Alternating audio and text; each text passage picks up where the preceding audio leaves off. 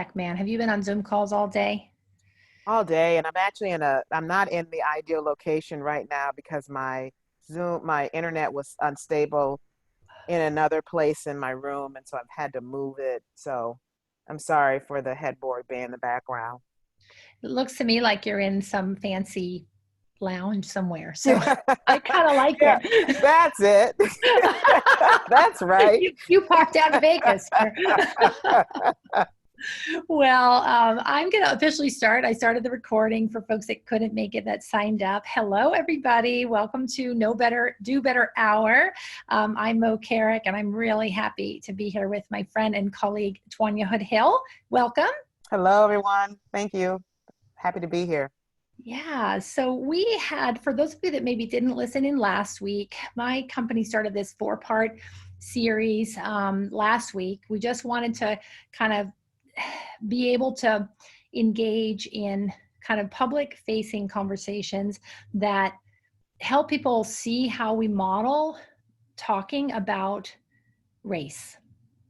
And as a white person myself, I'm noticing a lot of, interesting, sometimes disturbing, sometimes really life generating behaviors, attitudes, and experiences of both white people and Black people and other people of color around what's happening in our nation about the racial unrest and how that's impacting, particularly at work.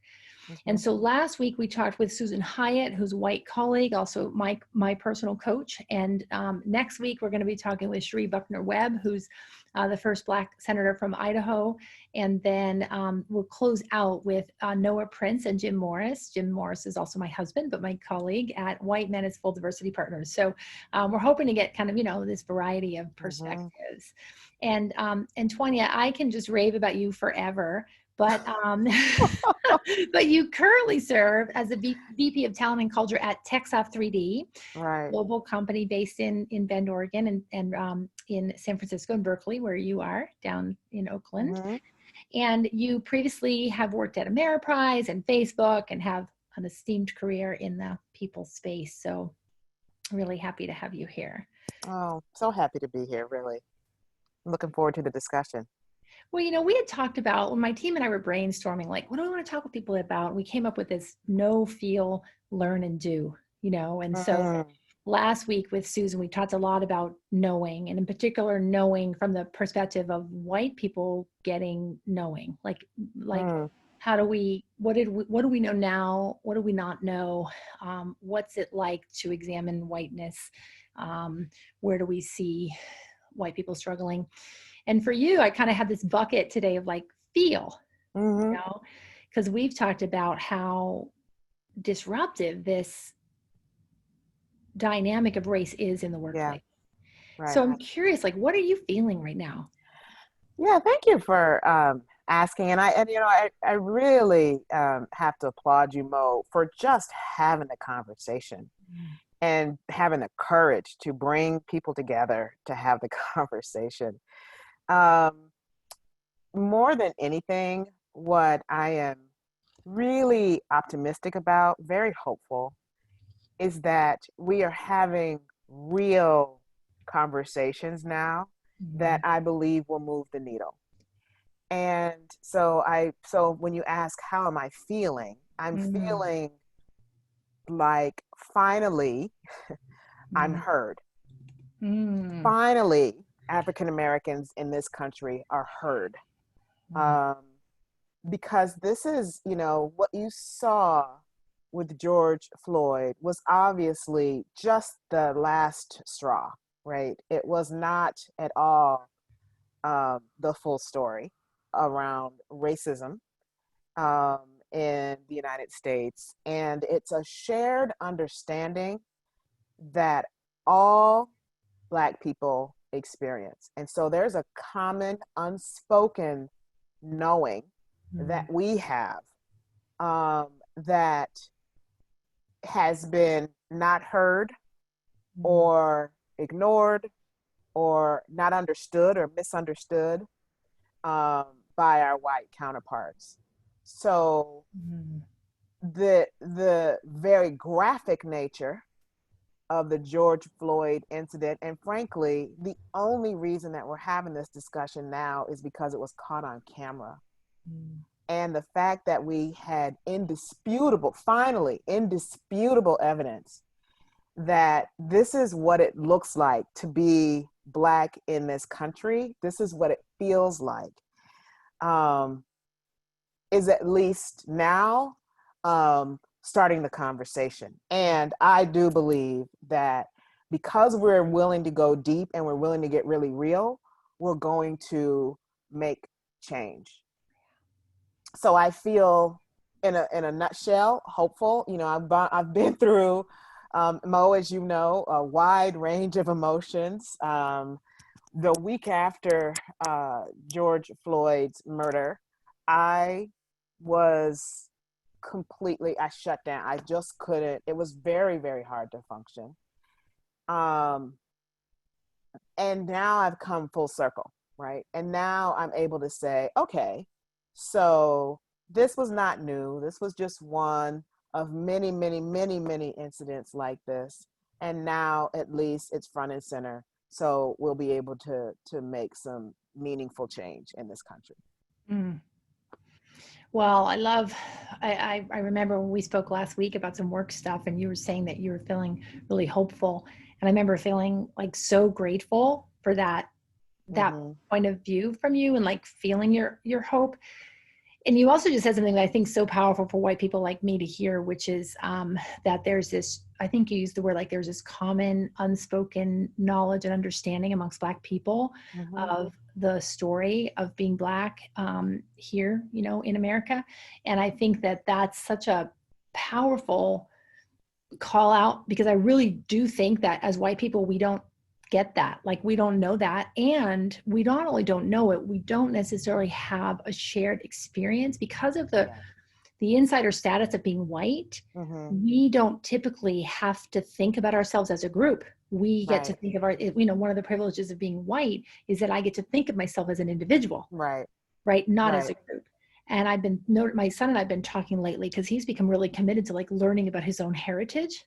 You know, he's like, what does Yeah. it mean to be white, to be me with my ancestral origin? And he has Mm. very little to go on in terms of connecting the dots, and he is doing it, and we're all learning, you know, in the process. But I think that common, I've felt that from Black colleagues and friends like yourself who are saying basically like, yeah, we have this shared history. We have felt and lived in this and swum in this water always. Yes. And Right. now you are also feeling it and welcome, Right. Right. like, you know, to this, Yeah. to this awareness, which I think is Right. so powerful. Yeah. Yeah. Yeah, that's right. And I, you know, again, I know that there are lots of conversations about what is our obligation or our responsibility as Black people in America to teach our white colleagues or to help them understand. And there's mixed feelings about that. And I understand the full gamut.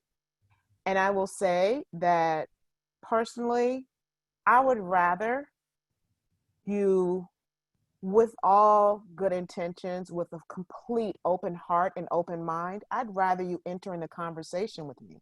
I'd rather you ask, even if the question is, I'm putting this in air quotes, a stupid one, right? Because there are no stupid questions. That's actually true. But I don't, my hope again is that if we can spend time with each other and really talk about the real stuff, the real feelings, then I think we're going to have a better understanding. Because you're right. I think that when you are in a place of privilege, you have no way to understand. Like, how would you know?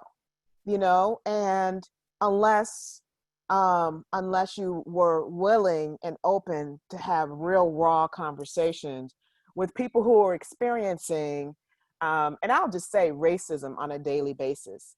And I know that I use the word racism, and I know that that can be, in and of itself, a very polarizing word. And I know that there are people who struggle with the term racism, because you know it's got a bad connotation in our in our world, in our country, and in our history. And people don't want to be known as racist, because to be racist means you're bad.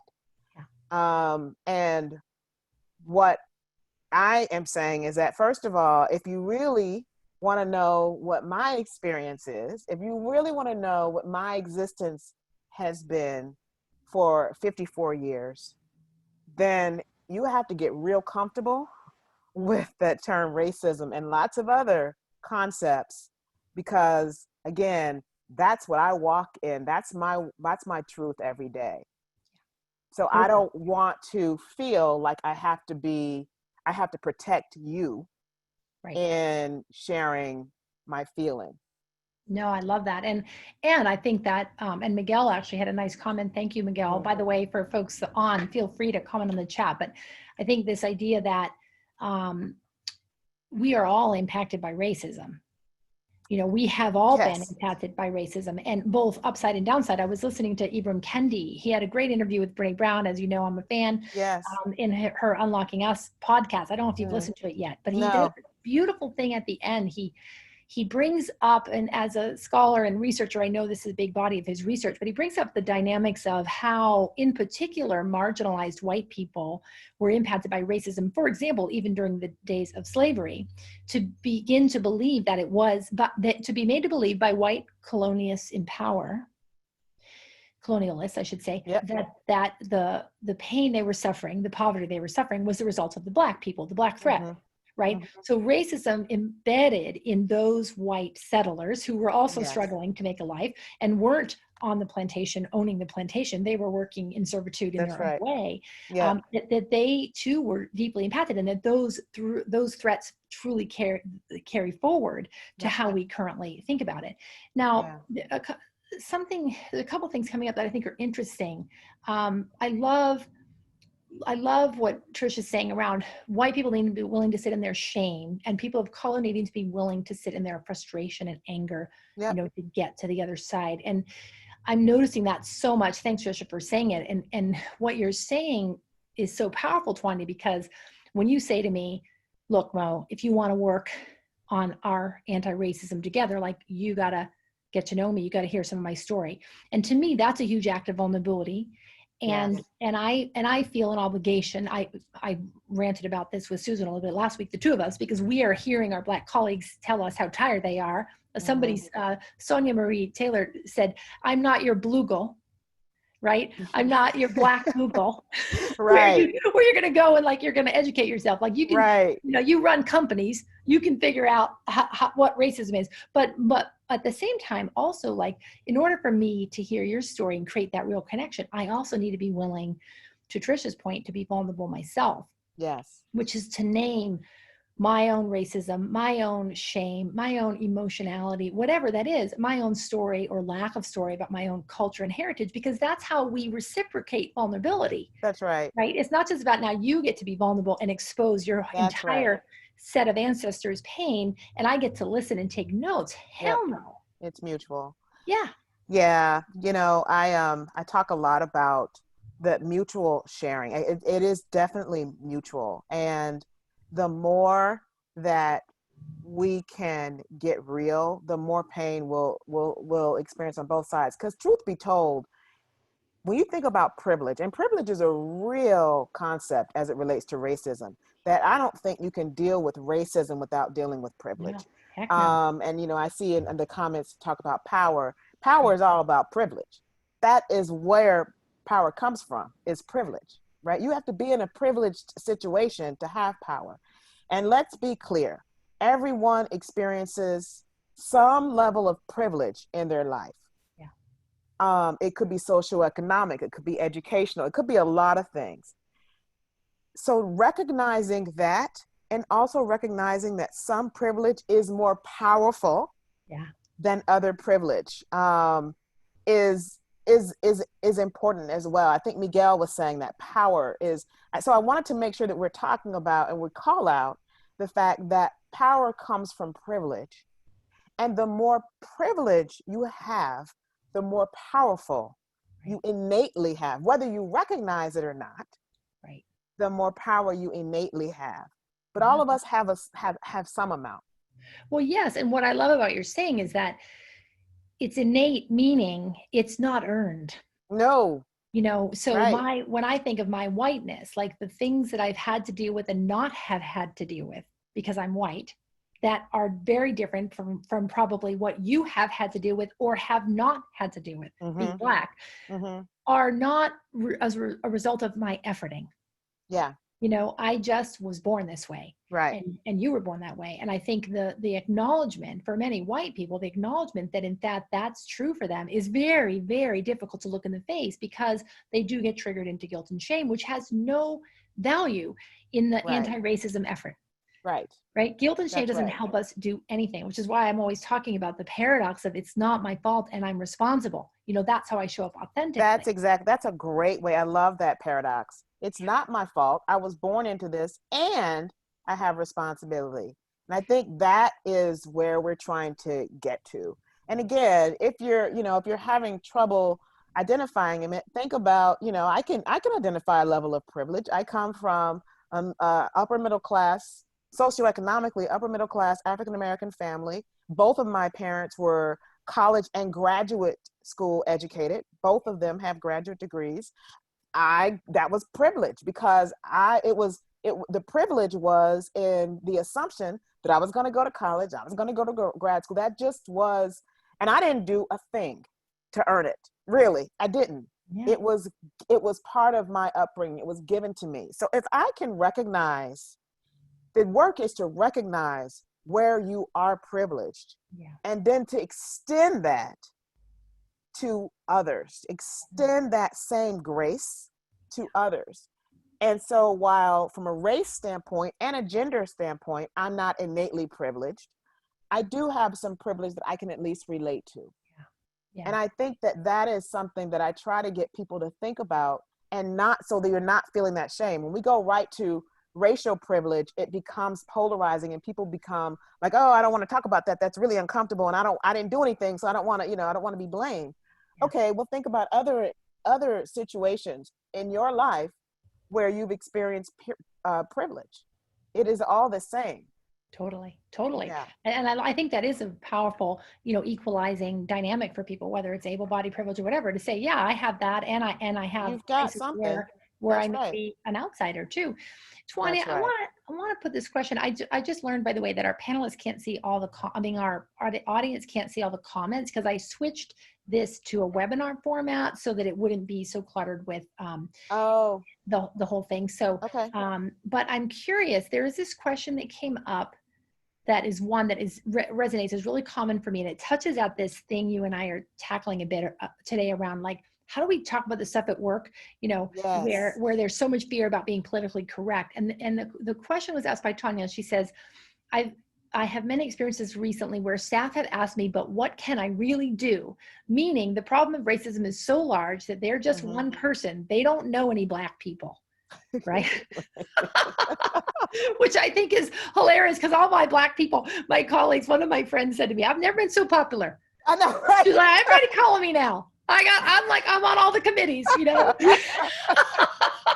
all the white people want to be friends now, So, It's true. but what Yeah. would you say to that? What are you saying to people, even in your own company, that might be saying that? Absolutely. Yeah. So I think there's two things. I think one is how we talk about racism at work, and then what can people do when they don't operate in a world that has Black people in it or people of color in it.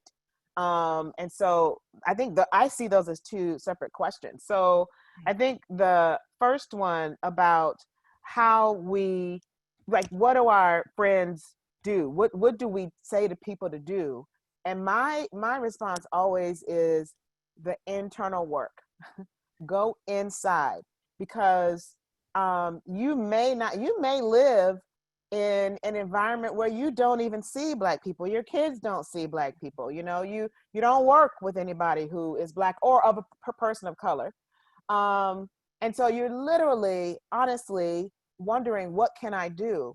Think about yourself and how you're framing the world and how you see the world, and what is it on TV what images do you have from what you see in the world around you? We all have TVs now. We're all seeing, difference on the big screen, on the small screen. What are those images?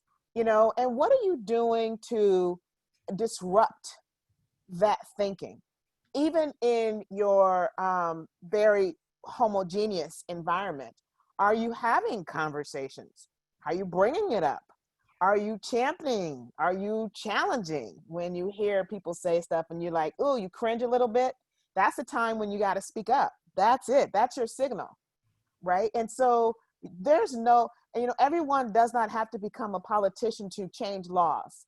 It is not, and so you don't feel like it's overwhelming, but you can always have that same conversation that we're having today. You can have that in any environment with anyone that you interact with, that you deal with, as long as you're doing your own personal work around being open and being honest and transparent about what you're experiencing. So I see, there's a million things, I could give you a list of actions, but I'm not gonna give you a list of actions when really it's getting honestly, truly committed. If you are honestly, truly committed to being anti-racist, you can't sit by and not talk about it. You can't sit by and not act on it.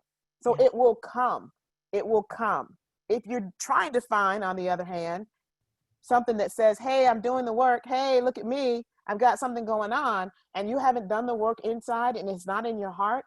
You will also not make change. Yeah. Right. Totally. And so just know that you've got to be there. And it truly is a heart thing. It's not a head thing. And if you can get your heart on board and really do that personal work first, and I think that's frankly really hard work to do. Yeah. Then you can help move the needle. Yeah. In your world, in your environment, wherever you are. Totally. And I'm so with you. Like, I so appreciate how you're saying that. And we sometimes think about in the work that we do in our Brave Partnerships Better at Work class, for example, we talked about like a triangle of efforting, the one corner of which is individual work, teamwork, and organizational work. And then of course that all adds up to systemic work. And Miguel asked the question about, that's the thing on structural racism, even if no explicit forms of racism visible, the structures continue to produce inequalities. That's what we need to challenge, not only the explicit expressions of racism. And I think what comes up for me about what you're saying about the feeling state, right, is that if I can really tune in to my own experience and own it and talk about it, then as a leader especially, but even if I'm not in official leadership capacity, I have the power, going back to another word you said, to enact change in the system, which is why I think, for me, anti-racism work is essentially work for white people. Because of what Miguel's asking here around dismantling the systems. But I'm with you so much in that the work starts inside our hearts and our awareness of self in the context of the environment. Yep. And I think that, again, you said it exactly. I was looking at Miguel's comment when you were talking, and I think that, Miguel, you hit on exactly the point that there's also a level of systemic racism that we cannot ignore. The people who are best positioned to make systemic change, Mo, this is what you're saying, are people with the inherent power. Totally. In this case, what we're talking about, when we talk about race, the people with the inherent privilege and power are white people. Yeah. White people are the ones that will actually be best positioned to make systemic change. Yeah. Yeah, it is. That's where it happens. It's right. You're right. And I think I was just thinking about an example about this recently that I actually blogged about because it came up. It's one you and I have talked about, which was that I got nominated for and ended up accepting a speaking invite during COVID with Culture Amp, my colleague Craig Foreman. And I was awesome I was so happy to get invited. And then when I was doing my prep with Craig, I noticed it was 3 white women on the panel and him as a white man. And I was like, hey, like, Craig, this concerns me a bit, like, I think we need to have a balanced panel. And this I didn't know who was on the panel until 2 days before. I did Mm-hmm. send him your name and two other Black colleagues. One was Black, one was Latinx, to say, hey, here's some other options. And Craig Mm-hmm. was great. He responded positively and he said, Mo, really great point. I noticed it too. Didn't mean for that to happen, but I Yeah. really don't feel like I can change it right now because we're 2 days out, right? All the marketing's out. But thank you for those names. We're going to be doing more. And they've since done some more panels and Mm-hmm. they are more diverse. It's not perfect. But for me, I think that's exactly what you're talking about around me being willing, or other white people like That's me, it. to say, I have a seat at the table and Yep. I can invite others at this table with me, either to take my seat or to sit next to me in that work, which is really powerful. Now, let me ask you something else that came up, because Christy asked in the question, you can ask questions Oh, in the Q&A or in the yeah. chat. And I love this question because it's one, as you know, because you and I've talked about it, we both have strong opinions on it, probably the same opinion, but we are hearing white people like Chrissy are here. She verbalized the question well. She said, moving toward action in my organization, Yeah. I'm feeling the tension between centering Black voices and not asking for labor from Black colleagues. Any general thoughts on how to negotiate this tension? So yeah, so it's huh, it's a tough balance. And I think that I would say a couple things, and I think it happens on a lot of different levels. I do think that there is internal work that each individual can do. Now, whether or not in an organization you're going to get people to, start reading or watching, certain, movies, I can recommend a few, that sort of put the experience out front and center. But there's an internal work.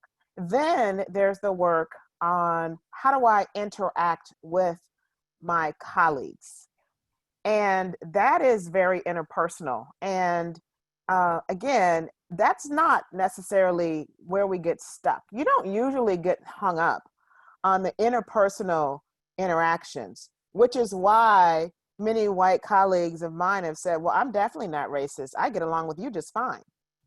Right? Because Evidence of their anti-racism. yeah, right. And so, that's that one-on-one. But I think it's there. Then the piece is, how do we open up the conversation? And maybe it's without people of color. Maybe it's just white people having the courage to get together and to name it and to say, you know what, let's look at ourselves. Let's look at our processes. Let's look at our recruiting practices. What schools do we recruit from? What's the makeup there? Like, let's really examine. You don't really need people of color, or specifically Black people in my case, to tell you what we're experiencing. When systemic racism is there front and center, you really just have to be willing, and your heart has to be in it because it's hard work. You have to be willing to go there and to say, okay, we have some work to do. I always say that when we talk about inclusion, that inclusion happens before you become diverse. Mm-hmm. Inclusion happens first. So that means you have to do the work first. So I don't care if you're an all white organization, you have no people of color in your organization, and maybe you have no women, all white male organization. You can easily say, we need to solve this problem by going out and recruiting and going, let's go get a whole bunch of people. Let's go get a whole bunch of women. Let's go get a whole bunch of Latin people. Let's go get a whole bunch of, African-American people. Let's go. Okay, well, that's a tactic, but those people are going to come in to a culture that is homogenous. That's right. And so what's most important is that you work from the inside. And so even if you don't, so I don't think that you should expect your Black counterparts to do the educating. I think that you have the tools and the knowledge to do the educating yourselves, if and only if you're willing to do the really hard work and create from a system standpoint internally. Here's what we're going to do. Here are the changes we're going to make. And then you will bring along people of color, right? They will become part of the conversation and part of the narrative, and therefore part of the solution. But be willing to do the work without your people of color don't pretend that you don't know what to do. Yeah. No, I love that. And I think what ends up happening, to your point, Twanya, and what I think probably in Chrissy's situation too, is that white people end up over centering on Black voices as if they have no voice. Yes. And Right. one of the things, Brene Brown said this recently, and it just stuck with me. She said, I always used to think that my job was to bring voice to the voiceless. Mm. And she said, the thing is, in the case of race right now, they have not been voiceless. My job has become to bring ears to the earless. Mm-hmm. And Right. I thought that was so powerful, because as white people, Yeah. that's where we can have an influence. And um, I've been noticing some real challenges with my people, Twanya, my white people, especially my white women Mm. colleagues, because so I've been part of White Men as Full Diversity Partners for nearly 30 years. They're my key partner inclusion firm, and I deliver programs for them. And we've been noticing that this in that work, they mostly work with Fortune 100 companies. We do with them, and they do work primarily to bring white men into the inclusion conversation. Like you said, to say, hey, they have a part in this, in Yep. dismantling systemic racism. And it's really good work. I respect my colleagues there immensely.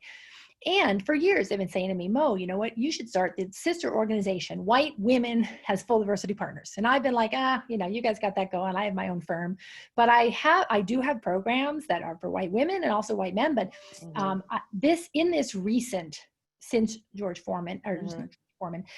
George Floyd, since this uptick, we've seen such high activation in white women. And there's been several notable failures particularly in the life coaching and leadership coaching space, from Marie Forleo to Brooke Castillo, who have really been unself-aware and not anti-racist in their stance. And a couple of those famous coaches were referred to me. And what I'm noticing is that white women in particular don't actually want to work with white women. They want to center on Black women. And to me, I'm feeling like, and I know you'll relate to this, I'm feeling like they've replaced the patriarchy of white male culture with Black people. Mm. Like I used to turn to the patriarchy to tell me how to do business and how to assimilate, be like white guys and be successful in business. And now I feel like white women are like, I want to turn to the people of color to say, be like people of color. And it's not, I don't believe that there's any poor intention, and I understand the instinct. But I love what you said, because it reminds me of, and to Christy's point, in order to stop, Christy says, I worry about white people stopping at the book club stage. This Yes. is what I worry about with white women in particular. White men have a different body of work to do, I think. But for white women, I'm really eager to say to them, look, we can talk to each other. Let me challenge and support you. Let me sit with you as you get shame triggered and you come to terms with the racism that's in your home, in your family history, in your life. And let's get grounded in our confidence. Yep. So that when we go partner with people like you and other Black and BIPOC people in our work organizations, especially, we're not gonna fall over. Yeah. We are fortified and centered to listen, to be curious. And I think there's a certain, what I've seen in my partner firm is they've done such a good job helping white men to recognize themselves in the inclusion conversation. And I feel like as white women, because we're so enculturated to be helpful, to be supportive and helpful, and to be caretakers, particularly of white men, that we are now like moving into helpful mode before we have done the Do the internal work. work, Yes. our own journey. Interesting. Yeah. You know, that's not a frame that I could come up with, and that's interesting that you shared that frame. You know, I reckon, and I think it's actually really thoughtful that there has always been, and this may be a news flash, but there has always been a history of tension between white women and Black women in the workplace. Yes. And there, we're not going to unpack that today, but That'll be next time. right. But that's a real thing. Yes. And Partly because of how many seats we perceive at the table, right? I mean, that's part of the problem. bingo. And That's where I because was why? going. Yeah. Yeah. Yeah, no, say it. Sorry, Yeah. I interrupted you.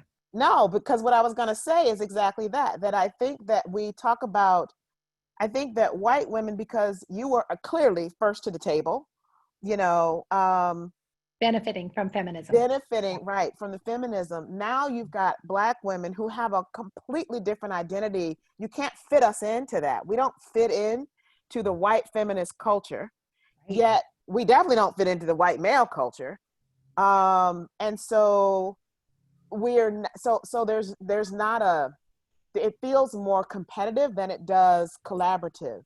And I think that what I've seen is that white women have had a harder time connecting with Black women in general, because white women have been so focused on their level of lack of privilege and Yes. inequality and trying to get at the table, that now they're having to support and recognize their own privilege in relation to women of color.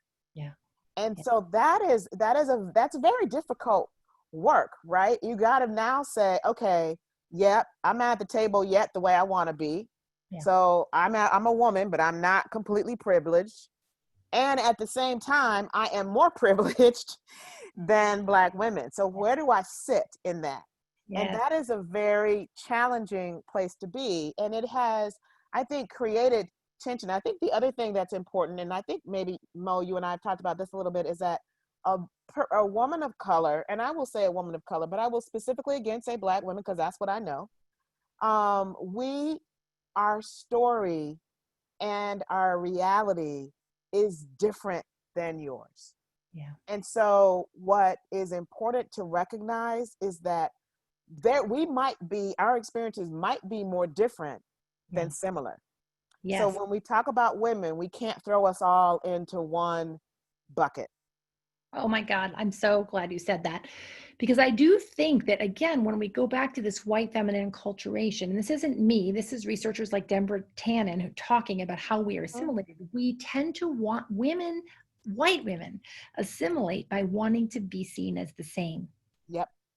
And so Yep. when they can say to a Black colleague, like, hey, we're both women, like we both have suffered in the system, that can be true. And it also can be true that your experience as a woman in corporate America is Yeah. very different, also because of the layer of intersectionality around you being Black. And That's right.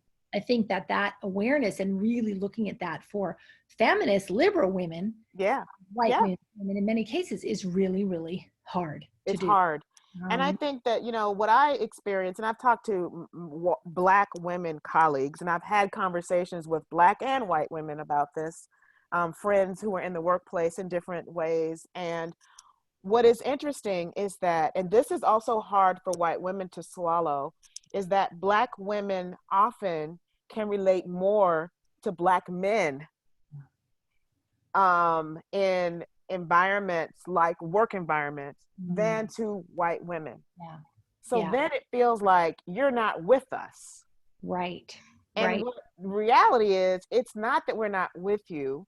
It's just that my experiences first and my struggles are first because I'm Black. I have no question about that. I'm not in all in denial. My lived experience is first based on me being Black, and then secondly on me being a woman.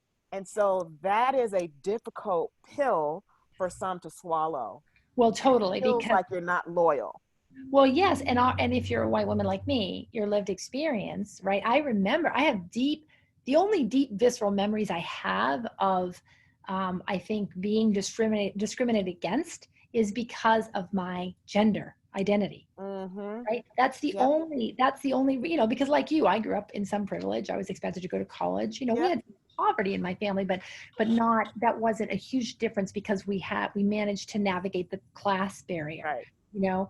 but I think that when that's what I see as primary as a white woman, feminism, and you're seeing Blackness, then it's really, really very difficult. And I also think, so Chrissy's mentioning white women have given into the masculine assimilation culture to make it. I think there's a shame piece when realizing that makes the gap feel larger between Black and white women. And I appreciate that, Christy. And I think That's an assimilation, interesting way to say it. I appreciate that as well. well, it is. And what Yeah. I've noticed Well with said. my Black feminine colleagues is that they have not generally assimilated as much to insider culture as my white feminine colleagues in the realm of white male culture, which is the insider culture in business. Now, we got to just switch for a minute because I'm watching the time. Okay, And you work at TechSoft 3D, I do. and you and I have known, and we've talked about that their track record around inclusion has been challenging. Their client system, I've worked in there for a long time. The senior team was pretty much white guys until I served as interim and you came in, carrying both powerful cards.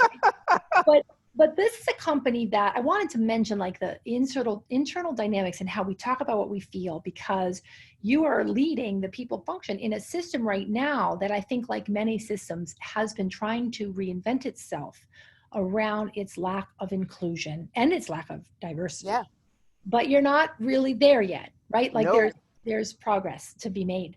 What's that like for you, and what do you think is important for people to know inside systems when they see that their system isn't quite there yet? Because one of the things I'm noticing right now is that employees, newly woke white employees and Black employees, they're fed up and they're wanting change really fast, and the Yep. systems aren't Mm-hmm. capable of or willing to respond as fast as the human beings in them may want to. Yep. Yep. How do you deal with that? What's that like for you? That's an interesting question. Um, so Mo was right. I've now been with TechSoft 3D 7 months, and I'm very grateful to Mo, who was very instrumental in me getting this position. And I, Heck no, I was not. You were yeah, the you top were. fancy from the Yeah, you beginning. were. Yeah, no, I wanted you. That's all. And it's interesting because I absolutely love this company. Me I mean, I've too. been in the workplace now 35 years. I think I got that right. And this is by far where I needed to end up. Like, this is what I've been working, all this time for, is to end up at a culture and a place like TechSoft. Mm. So I will say that. And then you'll say, well, how could that be the case when you are the only Black person in the company, A the global only, company, yeah, right? yeah, the, the only Black woman in the company. Mm. And we have very few, our people of color are pretty much international. So that takes on a very different feel and different sense as well. So we're heavily white male. So say all that and you say, well, then how can that work? And I will tell you that this is what I mean about creating inclusion before you become diverse. Mm. That I do believe, and this is what I've felt since I interviewed, and I certainly see it now and am working really hard to increase it. But we are inherently a more inclusive organization. We are not diverse, but we value people for people. We value people for the whole human being, for the whole person that they bring to the table. Mm. And because of that, it helps us value everyone as an individual. So we're not necessarily completely looking at the surface. We're small enough and we're intimate enough that we are looking for the character of a person, the personality of a person, the skills and the strengths and the superpowers of that person. My fear is that we're not moving fast enough. Yeah, And so, what will happen as we grow yeah. is that we cannot rest on, oh, but we're inclusive and we love everybody, right? That's not, I know that's not what we say, but that is not, we can't rest on that, because as we grow larger, it's going to be harder for us to get to know and really accept and value each individual as an individual. Yeah. And so when we start to grow, and we will, we are going to need to have measures in place that will hold our feet to the fire. Yeah. So we have to put processes in place that will then increase our diversity, and we can't leave it up to chance. We can't. And so that we're at that pivotal point now. Yeah. And it's interesting, we were having some open forums in response to all of the recent protests around equality and racism, and leading or stemming from the George Floyd incident. And so we were having some open forums where we just invited people to come and talk, like just talk about what you're feeling, talk about, what's been hard about this. What are you feeling that might be working? Just whatever is on your mind. What questions do you have? And we had some really good, honest conversations. And one of the conversations, a very brave person in our organization said, okay, we can talk all of this. And they were much more elegant than I'm going to be. We can talk about all this, but when you look at our numbers, look at our organization, we're failing miserably. And my response is, yes, you're right. And so my fear is that I can't move us as fast as we need to move. And I fear that if we don't move faster, we will get caught, we will be left behind when we grow. We have to, the time is now for more diversity and also more inclusive systems and processes. That's so well said. And particularly about something you said that I want to make sure to underline, Twanya, because I think it's really important. The environment that facilitates that is actually company success. Right? Because I see this in a lot of companies who are in the same situation, and that, so for an employee who is, let's say, marching and protesting at night and saying, my company still has no Black people in management.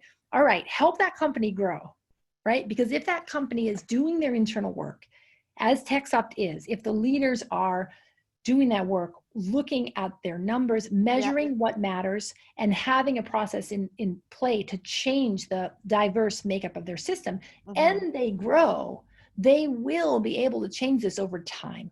Yes. And we always say 12 years in, 12 years out, right? So changing the systems, changing the way we hire and fire, the way we find talent, and the way we keep talent means really changing everything about how our company does things. And that takes a little while in any dimension, whether it's a new computer system or the system. And I think that there's a lot of grace in thinking about and helping employees get behind saying, yes, we are not there yet. Let's continue to make this company, kick-ass successful, so that we can add on talent and move people up and into the roles of power that are diverse. And at the same time, Mo, I think there's also responsibility for review of our systems. Yes. Look at your recruiting processes again. Where are you recruiting from? We need a lot more women engineers in our company. Well, guess what? There are organizations that cater to white women engineers. Can we go talk to them and find out who they have in terms of talent? Right? So we have to also look at our systems and our processes and what has become comfortable, and then be willing to change that before we get people in, before we get people of color in, or any other elements of diversity, any other dimension of diversity.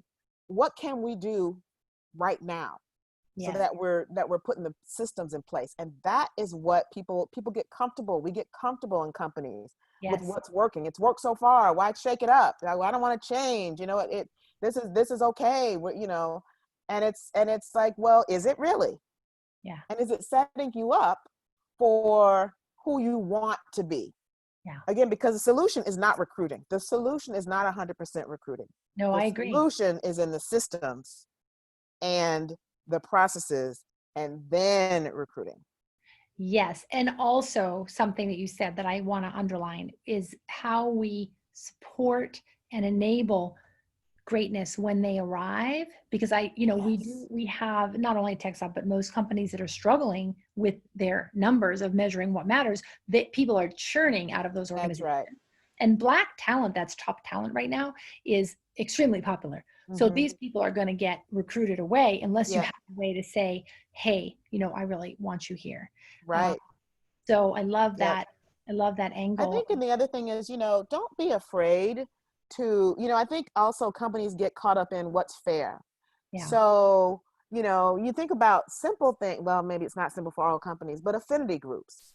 So people need an environment where they can feel like they can be themselves and let their hair down, so to speak, and they can share their struggles with people who understand those struggles. Mhm. And so I firmly believe in affinity groups.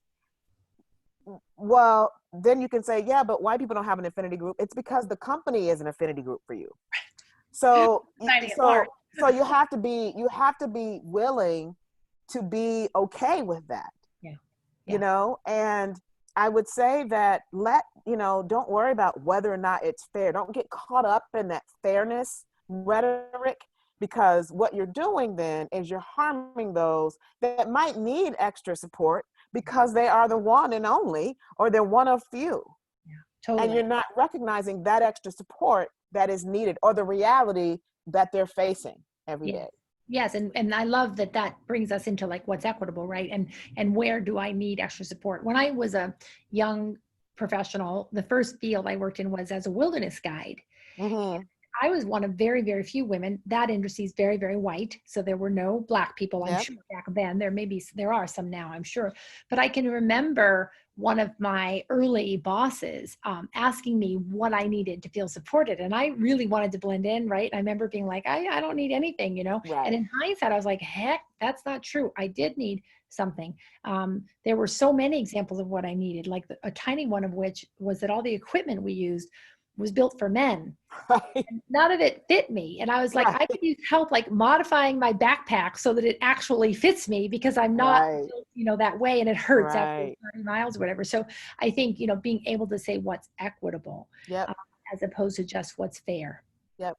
And I Yeah. think empowering, those groups. So, say for instance, you have a group of Black employees. Let's use that as an example. Um, Mobilize that group, get them together, and then ask them how to improve. Again, it's not like you're saying, I need you to fix this. Yeah. But you'd be surprised at, when you get an affinity group together, at how much they can serve the full organization. Yeah. And Yes. so leverage that knowledge base, Yeah. right? Bring them into the solutioning. Yeah. Yeah. Yeah.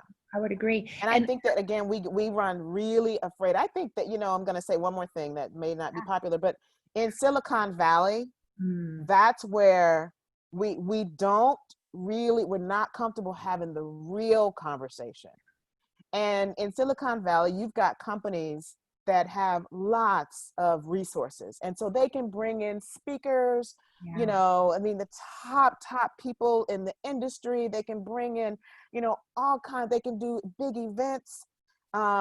Yet they're not willing to look Yeah. at the systems that are in place, because they're not really willing to do the really tough work. Yeah.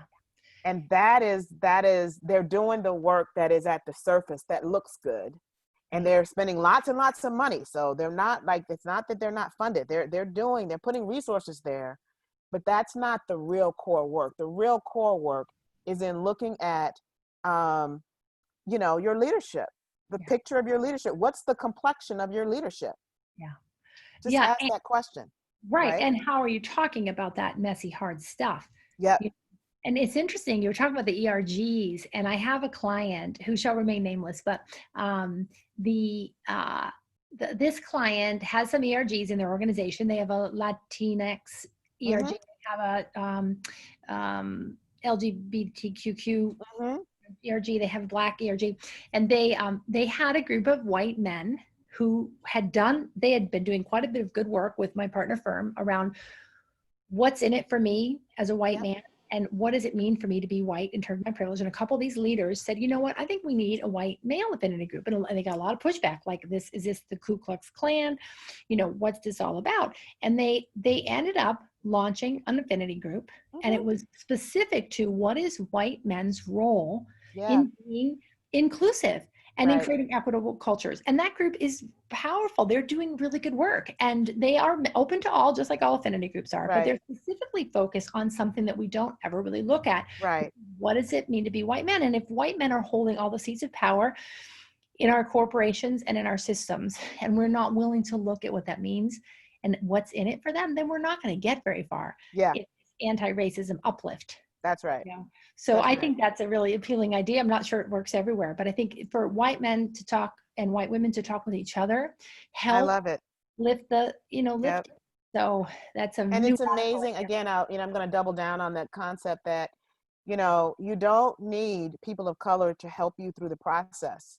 You really don't. If you have all the information right there at your fingertips. So if white men or white women want to get together and do the work and think about ways that they can actually impact systemic racism, they can.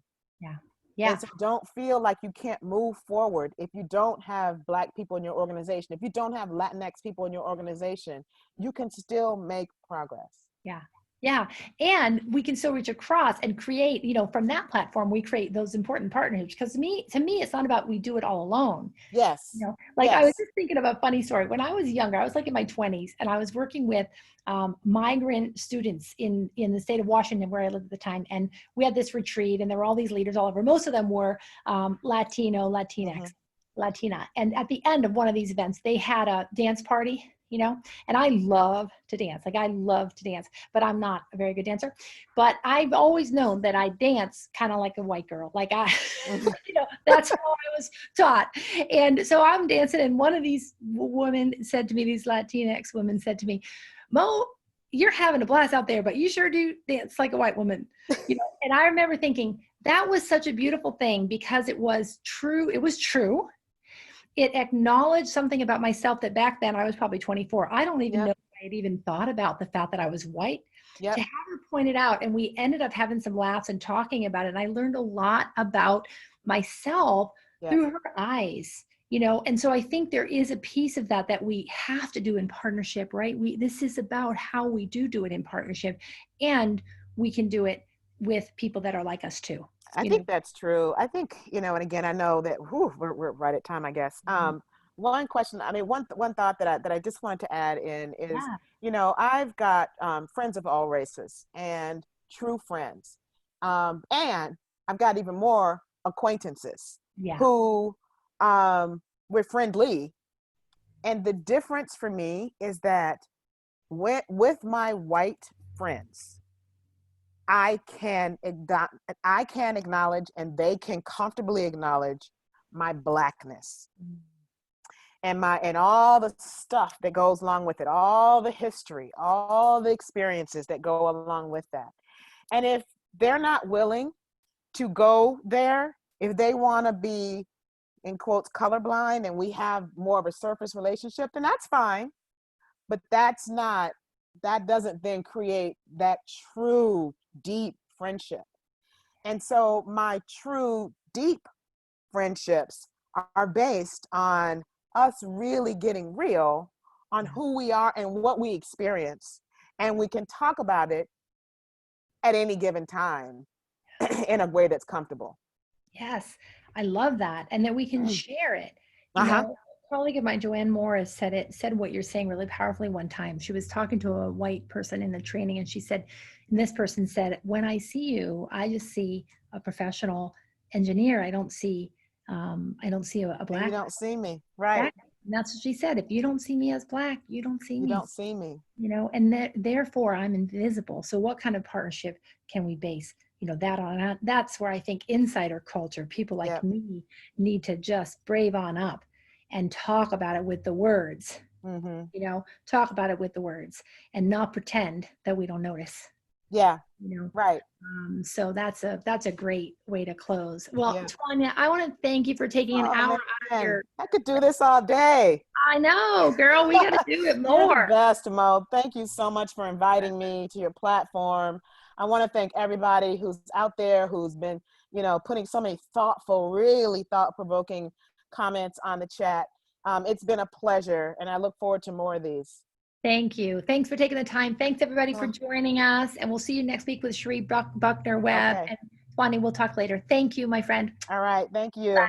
Bye.